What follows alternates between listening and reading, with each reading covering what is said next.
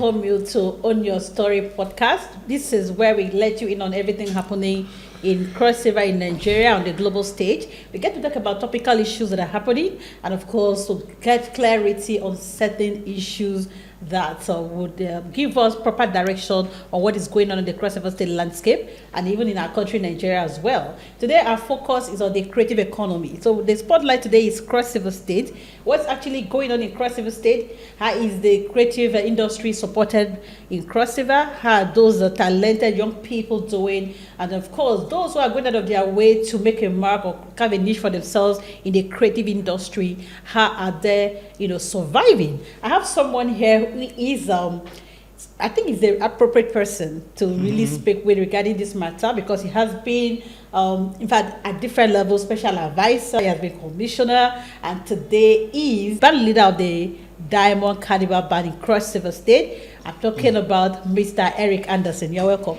Thank you, Beatrice. All right, so it's a privilege to have you here today. Thank you. You became commissioner, and for being commissioner, where have you been? I've been around. I've been around. After my time as commissioner, I had to go back to the industry, Okay. To brush up all of my conversations and my dealings.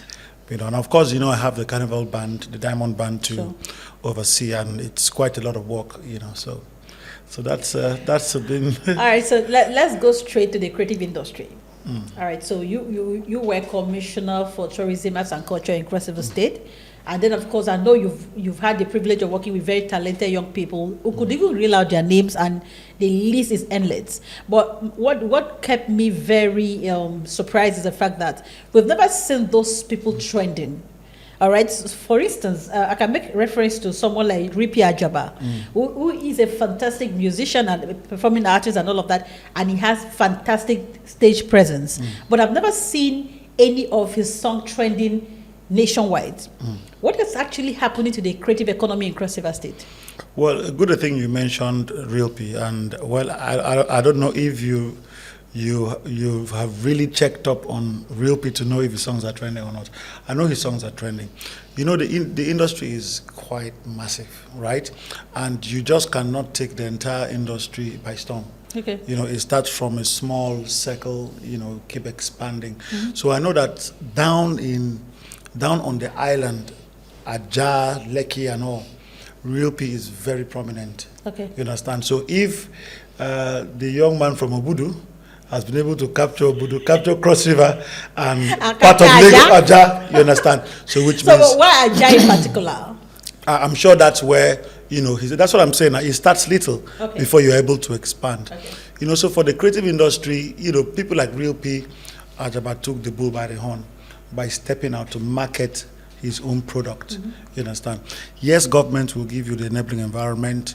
Private individuals will do same, family will do same, but you as a person have a responsibility to market yourself. Now, we're not also asking that everybody leaves Cross River State because Realpi has or any other person has. You can stay in Cross River State and market yourself. I haven't lived out of Cross River. Okay.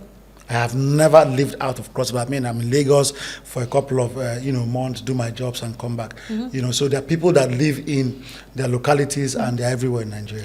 All right, so I can remember vividly, you were my senior student in the theatre arts department, right? And then, of course, at the point you were the best on stage in the university institution. And then I had this vision of seeing you going viral, going all of that in the Nollywood and all of that. But you actually got to Nollywood and then you left. What was the issue? Okay, I think it's more of a personal, issue.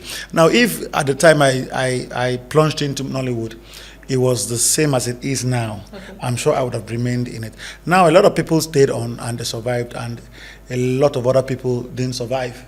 And they left for other businesses. What was your challenge? So I had that challenge of segregation. Okay. And it really hit me when we get to do night buses from Calabar to Lagos to do auditions, and you get the role and they never get to call you. Okay. You understand? And you go to auditions and you're good, you've done your best, and they never get to call you. You understand? So it was a function of who you know to get a role. And coming from Cross River, where the minority in the minority and all of that. So, we really didn't have lots of our people in the industry at the time. Okay. We had Kate, Kepi, Shan, Sure. and all, but I mean, everybody they hustled on that time. So it was a personal decision for me, to come back and see how I can build the industry. And of course, I started with the Actors Guild of Nigeria to set it up. I was chairman for about 2 years, and the rest is history. All right, so I know this segregation that we experience outside, we still experience the same segregation among ourselves. Okay, so for instance, you made reference to someone like Shan, Kitenshaw, and the rest of them. Why have you people not come together to deliberately grow the economy here in Cross River? We're doing a lot. We're working together. But I don't believe that the creative economy in Cross River is vibrant. That's my own opinion. I don't know if I'm wrong. Well, it is. It is also not dead. Maybe it's not vibrant, but it's not dead. Well, I would say it's not. It is vibrant, right? I mean, we also expect a lot more, right? So if you want to do the head count of the prominent Cross-Riverians in the creative industry, from Blackie just came to Calabar to perform, right? Spider-Man, we have Inyanya, we have Shan, we have Kate, we have Eric Anderson, we have Bassi. The list is endless. Maybe we expect more from the collaboration that is supposed to be. But I've never seen a Cross-Riverian that actually went global. Like we have Davido, like we have Burna Boy, like we have. So what is the challenge? They are at different. They are different. So why are we like doing national and back to state, national and back to state? What do you think is the problem? It's not happening. Are we not supported by our people? Are they financiers? Do they have what edge do they have over Cross-Riverians who are in the creative industry? Okay. Let's talk about support here. Yeah. I can tell you for free that every prominent celebrity from Cross River State has, at one time or the other, had huge support from government. From the time of Governor Donald, to the time of Governor Imoke, Governor Ayade, and now Governor too. But it still boils back down to your personal push. The government will not run the social media handle. The government will not go to Lagos or Abuja to find shows for you. That's why you should have managers. That's why you should have relationship, PR people, to do the work. We have the big stage. In fact, we used to have the biggest stage in Nigeria, up until other states opened up, and every festive period, there are big stages everywhere. So there's huge competition. There's huge competition. So you as a person, you have the big stage. The Carnival is one of the biggest stages for, and you can imagine how many people are in the setup of the Carnival itself. And it is seen everywhere. So it's left for you now to market yourself. If you are just joining us, this is On Your Story podcast, and of course we have a former commissioner for tourism, arts and culture in Cross River State, Mr. Eric Anderson. He said he prefers Mr. All right, so there's this thing that if you're in politics, everybody's an honorable. So that classification, honorable. You said you prefer Mr. Eric Anderson. My name is Mr. Eric Anderson. All right, okay, so let's go further to talk about the support, right? I know there was Nollywood that was created in the previous administration, and then beyond Nollywood we had the studio, the biggest studio, right? In Tinapa that have never been used, never been put into effective use and all of that. No, and then beyond that, your individual serves. They say every success story must have successors. Do you have a team because we have like Marvin Records where they are growing young upcoming artists and all of that. Do we have people doing that in Cross River State? Are you also doing that? Do you have personal people you are grooming? Who will be your successor? If you are no longer in the scene, have you raised people that can take over from you? Well, I work with a large team, and for me it's funny because I wouldn't say I have a team of 10 or 5 or thereabout here. So I keep expanding. So I run a carnival band, for instance, and I have a management of about 40 people. So I want to believe that I'm the only carnival band that have a management of 40. All right. And I keep expanding, and people people are still coming. I say, but it's for us, knowledge itself. You have to allow other people to come in before you can actually get that creative work out. So a few people are doing stuff like that. Yes, we had Nollywood, and we're hoping that the government of the day is able to, revive it. You understand? Yeah. So, when Nollywood was functional, I am sure about 12 movies came out from there in the time of Sean George. And that also influenced other movies. I personally was able to convince the likes of Izu to bring the big budget films here, and he's done like 3 of it. As we speak, and Boyo is planning a film in the first quarter of next year here in Calabar. Izu is coming back again. You understand? So, there are productions here. And it will still boil back down to what I said. The frequency is not as in Asaba or in Lagos or in other parts of the country. So it's left for us to keep relationships and start going out to do those jobs and coming back. So my question is, what is state government benefiting from those jobs when they come in? The revenue. Yes. Is there an amount that is paid to the Cross River State government? But if you're using any government facility, you get to pay for them. So and you're also using Cross-Riverians, and if you're able to give them jobs, they're also able to meet up their responsibilities as regards. So are they always keeping to their terms? Absolutely. They always did. Absolutely. Oh, okay. All right. So up next, let's go into talking about ourselves as a people. Are we prepared for the current dispensation? Because like people first of all need to have the awareness. Would you think that we are so aware that we moved away from the information dispensation, the internet dispensation? We are now in a connected revolution. That's why you see people like Elon Musk are ruling the world right now because of connectivity and all of that. Are we prepared for this current dispensation that we are, in your own opinion? Yes, we are. At the advent of a lot of this stuff, Carnival and all, we used to have a lot of people come in to show us what to do. As I speak to you, I go around, besides me dancing, laughing and all, I try to look beyond the picture itself, to know who is handling this, who is handling that, who was, and how is it going. And I can tell you for free, the entire production of 2024 festival, I am not speaking on behalf of government. I am speaking as a critic, as one who's gone around and seen, that there's progress in that line. Or every single production of 2024 from the events department is done by Cross-Riverians. So it's only indigenous? Yes, living here. Wow. I am telling you, I'm not asking you. So we've grown to that level? That's the point. I own a band for by God's grace, and my productions are all here in Calabar. If I look for fabrics, I don't get here. I run to Aba, but assembling my costume, assembling my footwears, my headgears, everything is done here in Calabar by Cross-Riverians. You understand? So when you talk about being ready, yes, we are ready.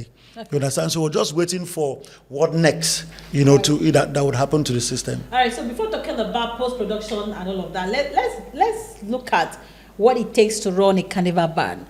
For you as a leader, what does it take to actually put a band together? Okay, you have to have a big heart first of all. My former boss would say to me, Commissioner, you better have a big heart. So I don't get upset. I try to show more love. That's how to get people to work and be loyal. You understand? I've been around the carnival bands. I was a reveler in Bayside. I was a king in Freedom. I was a deputy band leader in Seagull. You understand? So I have a bit of background knowledge. A band leader. That's progress. I tell you, exactly, that's progress.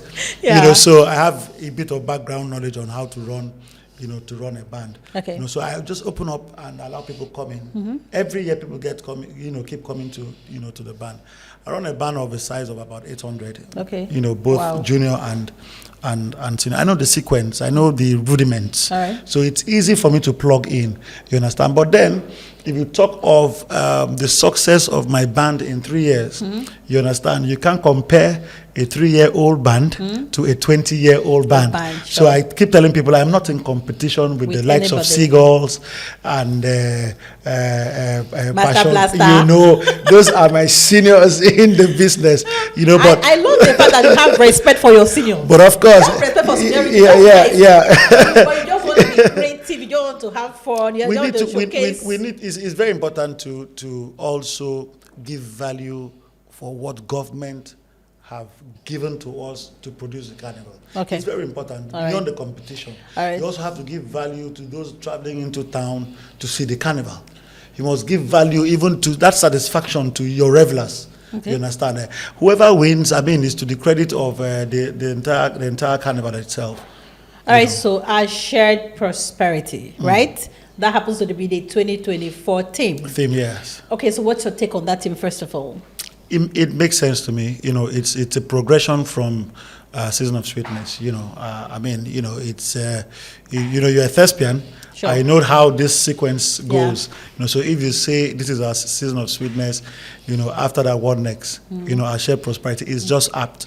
You know, you come into a government and there's so much sweetness around, and you decide as the head, you know, to share that prosperity. With people. And that's simple. It's a plug and play, you know, for me. Okay. But then it's very intellectual, you know, to put that on paper and express it in choreography, in music, you know, in the parade is a different ballgame entirely. All right, so our shared prosperity means that people also need to take ownership, right? So I want to know, are Crossivarians supportive enough? Not the revelers who are coming to be part of the bands to be paid for their services. I'm talking about the community itself. Are they showing a lot of involvement, support, collaboration? Yes, they are. For instance, if you are doing your rehearsals somewhere and then you expect that somebody to shift for them to play music or people to, are they that supportive enough? So the thing is that the carnival already is a culture. Right?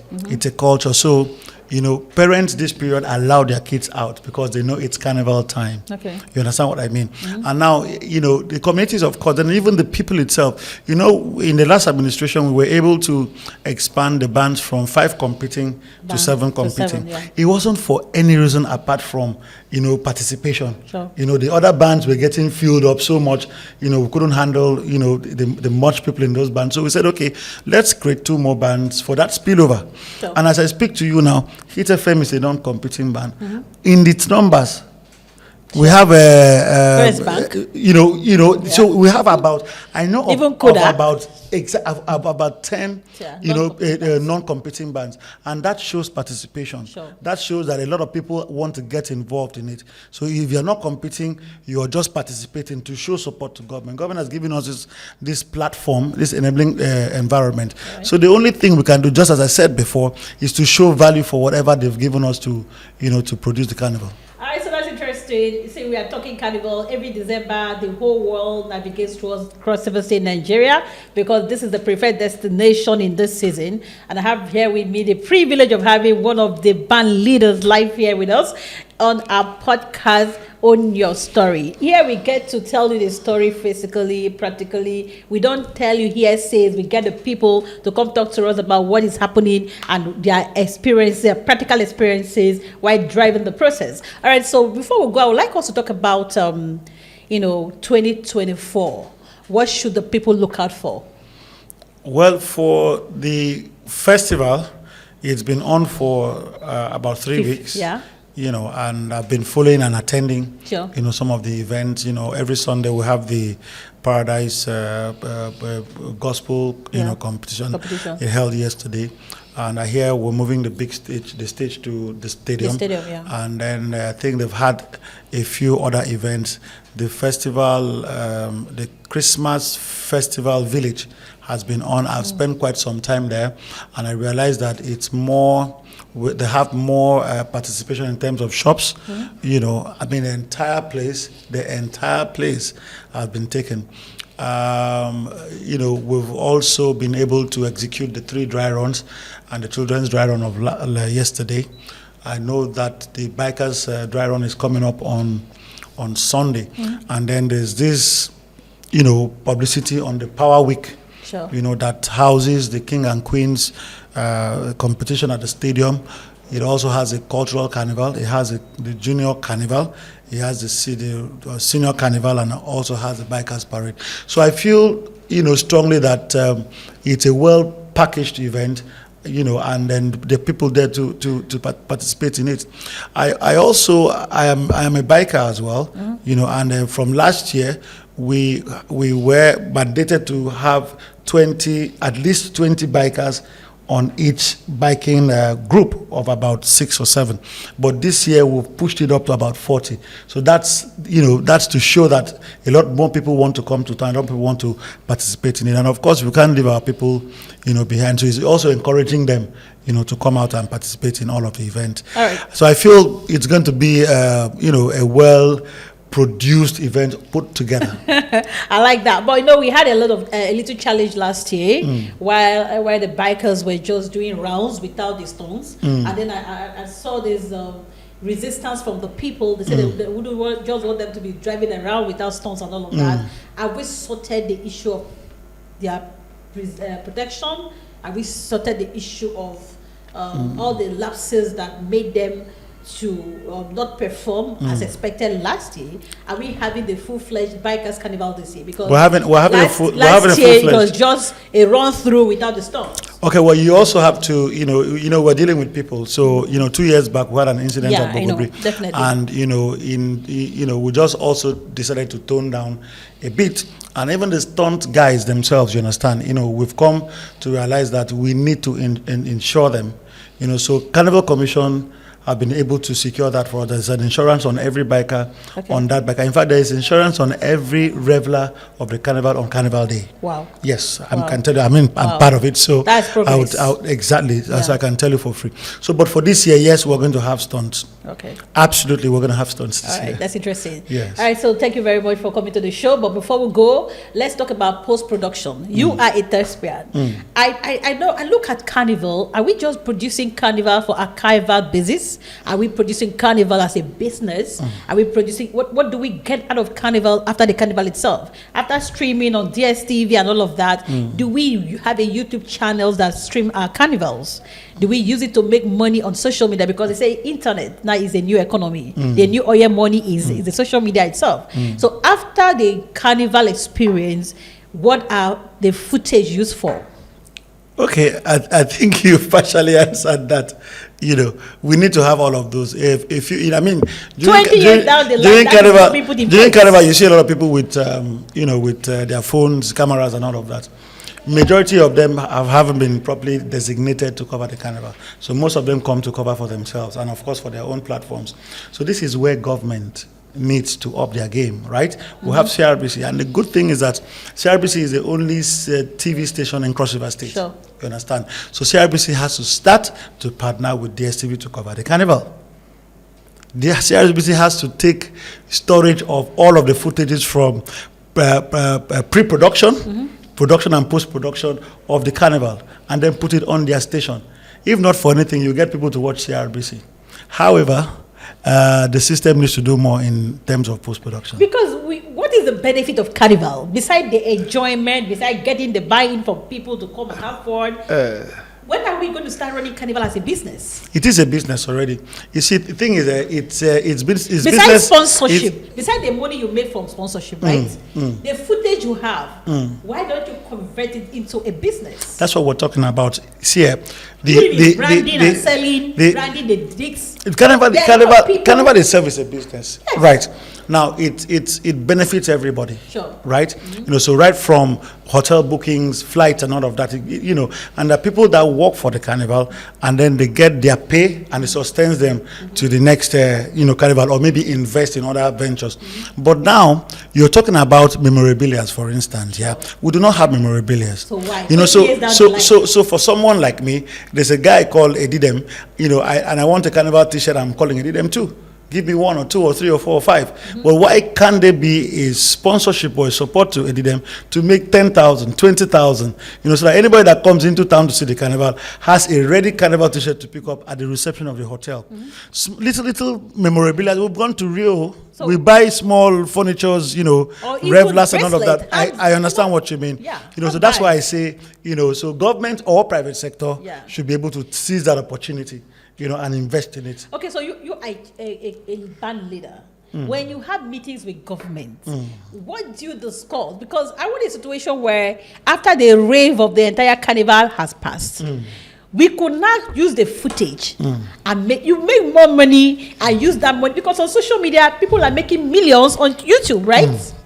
Now imagine running a dedicated government account that have everything carnival. Do you know how many millions are going to make out of there? Well, I'm just a carnival band leader. Okay, but you at the level of your own band, what do you do with your footage? I have my footages on my platform, right? We have social handle platform. We're on Facebook, we're on Instagram. So Diamond Carnival Band. You have a YouTube account. Well, I own a company, Anderson Pictures. Okay. I have a YouTube account. Okay. So what thing is here? But is it monetized? It is monetized. Okay. The issue of post-carnival, post-events. For my band, we're very intentional. Okay. Right. So we're running commerce around the band. Okay. So after carnival, we get to store up our costumes, everything intact. Yeah. During the year, there are churches, there are schools, there are other events that need the carnival presence, the brass band presence, entertainment generally, and we get to rent them out. Okay. So for my band, we do a lot of that. Okay. We run our social media handles. We're very visible. We have a proper mass camp on Diamond Hill. You understand? And that's how bands are supposed to be run. All right. So other bands have their own approach to this. Okay. But then, for the footages you're talking about, it's a Cross River State government production. Okay. You understand? So you should know your limitations.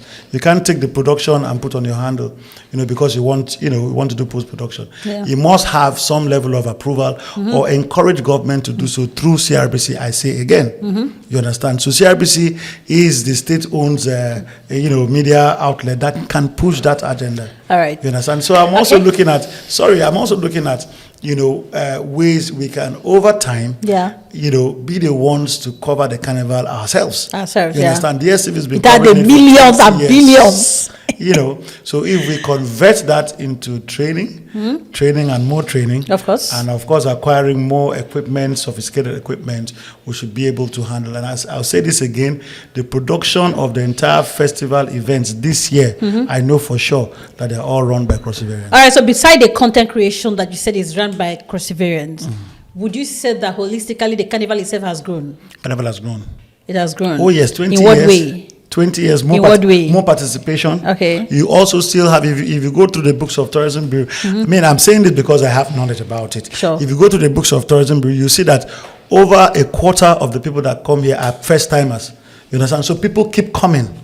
If you come to the carnival for 2, 3, 4 years, you want to try another carnival, that's valid. But there are still people that come for the first time to the carnival. Carnival has really grown. All right. It has. That's interesting. All right, so for the people of Cross River State, for everyone out there, for the people of Nigeria, for everyone on the global stage, everyone listening to you right now, what would be your message to them right now in this season? Merry Christmas and a Happy New Year. And I'll seize this opportunity to invite you to see the carnival here in Calabar. It's the 20th edition of the carnival, so see you on the streets of Calabar on the 28th of December. Thank you. All right, so thank you very much. This is On Your Story podcast. Here we talk about everything, literally everything happening in Cross River State, in Nigeria, on the global stage. We analyze the issue practically the way they should be on every aspect. We'll bring on board other professionals, other thought-provoking topics that to come here and talk about it and give clarity on them. And we expect you as Crossivarians to do the little you can to support government, support the economy, the creative economy in Cross River State, support the carnival process, and also make sure that wherever you go, you put your best foot forward by being the best version of yourself. My name is Beatrice Akpala. I'll see you some other time with another edition. Bye-bye.